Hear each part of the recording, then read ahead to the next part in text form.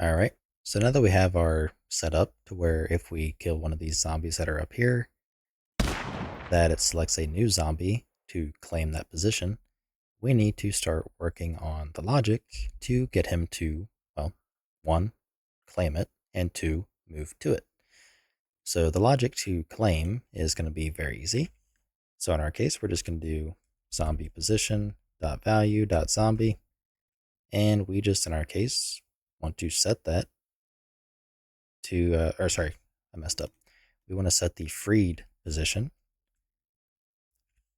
dot zombie to equal this position's zombie.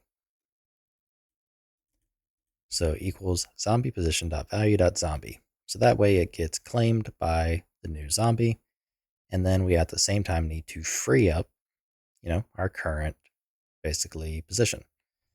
So we know what position we're on. So zombie position dot value dot zombie equals a null pointer. So this should allow us to visually see that go and stay at a blue circle right here. And then this one should go from blue to, what was the color? Back to green. And I did not hit play like normal, did I?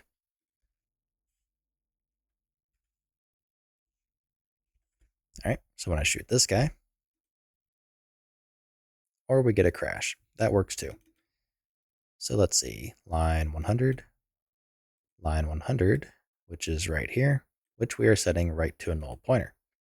So slight problem. So we're going to change that to this freed up position instead. So that way we are actually going to be good to go. Okay, once we are back in the editor, let's press play, give this another try. So this guy is back right there. Now when we shoot it, as you can see, that slot immediately freed up. So that's good. We know that this logic here is good. Now we need to work on the AI part. So here we're basically having our basically a chill state. So once we move to a position, we either need to move to the chill or to the attack. So in our case, we're in the chill. We don't have an attack yet. We want to add a transition. So in the transition, we want to pretty much more or less force going to a specific barricade. So the trigger is going to be on event, and we need to make an event with a given structure. Now, I don't want to necessarily have this be a a gameplay event like we're doing with our gameplay or ability system. I instead want to have it be, its own tag. And then we have, a payload, which, here's a rotator. We should have something like a vector. And we can make it take in a vector, which is basically, the new position to go to. So we can do kind of whatever we need to with it, so to speak. So to begin, let's go ahead and just set up our tag. So I'm going to close down the zombie pawn and damage interface. Go to our core module, data tags. We have our gameplay event tags. Let's copy and paste and change this one to our state tree. So state tree event tags.h, and delete all but one. Let's go to our CPP file. Do the same thing. State tree event tags.cpp. Delete all but one. And make sure we include state tree event tags.h. So now let's go ahead and do a state tree underscore event underscore then the name of said event. So this will be a, let's do a new barricade position. Not a great name, but a name is a name. So state tree dot event dot new barricade position. Okay, go ahead and close out of the editor recompile, and relaunch. Okay, once we're back in the editor, go back to our state tree, go to our chill, and for the required event, let's go ahead and do our state tree event new barricade position with the payload being the vector. So we can do it this way, or we can kind of continue the previous way. So if we look really quick back at this guy here, we have, where we're finding, a new position off of a given, slot. We could also make it to where this is also what finds, the new slot. So, because here we're kind of telling what do you call it? Telling the barricade what slot we want. Whereas what we could do is make it to where instead of automatically claiming the slot, we just free up our current slot. And then whenever we do this logic again, it is going to basically find the correct slot for us. So that's something we can, go ahead and kind of just do.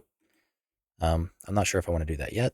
I'm very new to state tree events and handling their payloads, so I'm not 100% sure on how to kind of handle everything, if that makes sense. But for the time being, what we're going to do is just add a test state that I want to simply be able to print from. So let's do entered test state. So from chill, when we hit this event here, we want to transition to the test state. And that's pretty much it. So the only thing left is to basically send the gameplay or send the state tree event. So I haven't done that in C++, I don't think. So I'm going to head over to our AI controller and search for event, and there is a send state tree event. So it's off the state tree component. I don't think it's anything special. Doesn't seem to be. So let's go ahead and we have our zombie here. We want to find a component by class, and that's going to be a U state tree component. Now that means we have to add the state tree as a dependency. So let's go to our barricade module and add the state gameplay state tree module as a dependency. So that I think is what this is in. Be really cool if it would actually show me where the path is. I'm assuming it's because it's thinking. So let me let it do its thing. Okay, so now that we hover over it, we can see it's in the gameplay state tree module. So that is the correct module. So now we just need to include said component. And let's just store it. So let's call it the state tree component. And just to make sure, if it's invalid, do a text. Let's do actor does not. Let's do have the state tree component. Then actor is going to be the freed up position. Value dot zombie get name. So now that we have the state tree component, search for event, we have send state tree event. So we have that tag, which was the tag underscore state tree event new barricade position. So make sure we include data tags state tree event tags.h. And let's see, what else do we have here? So we have a payload, which is a something something. That's new to me. Okay, so I guess I'm going to have to read this and figure some stuff out. But in the meantime, that doesn't mean we cannot test. So this should send the state tree event to that newly freed up zombie here. So, because we added a dependency, let's go ahead, close down the editor, recompile, relaunch, And with any luck, we should have him go from that chill state to the new test state. Okay, once we are back, let's see, we have our event tag should transition to the test state. So let's give it a try. All right, so I kill one zombie, and we got a wee bit of a crash, and I know exactly why. Because it does not have the state tree component. Because we're getting it from the actual actor, we need the controller itself. So, duh. So here we have the zombie pawn. Let's do AI controller. AI controller. Let's go ahead and do get. What was it? Get controller. Or do we have to cast to a pawn? I think we have to cast to a pawn. So we'll cast to a pawn from the zombie. And we'll do get. Yeah, we're just going to do get controller, which I think has a template, which it does. So AI controller. Actually, it doesn't matter. In this case, we just need the controller itself. So let's call it zombie controller. And then we're going to get that component from the zombie controller instead. So now, hopefully, we are good to go. We should be able to find the state tree component and continue. Okay. Once we're back in, give it another try. And go. Boom. Okay, so we got entered test state, which means it received our event. And yeah, we are in theory, I'd say, pretty much good to go there. So the only thing we have to kind of start working on is more or less I guess you could say like a refactor of how we are handling this specific state tree. Because once we hit, we don't necessarily need to hit this test state, but we need a state where we can pass in a location to move to, if that makes sense. So that's something I'm going to have to experiment with and see what I think is a decent way to go about it.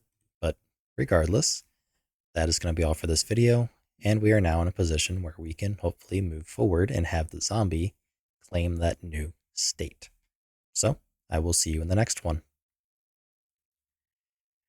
If you like what I'm doing and you want to help support me, you can find a link to my Patreon in the description below, where you can also get early access to this entire series.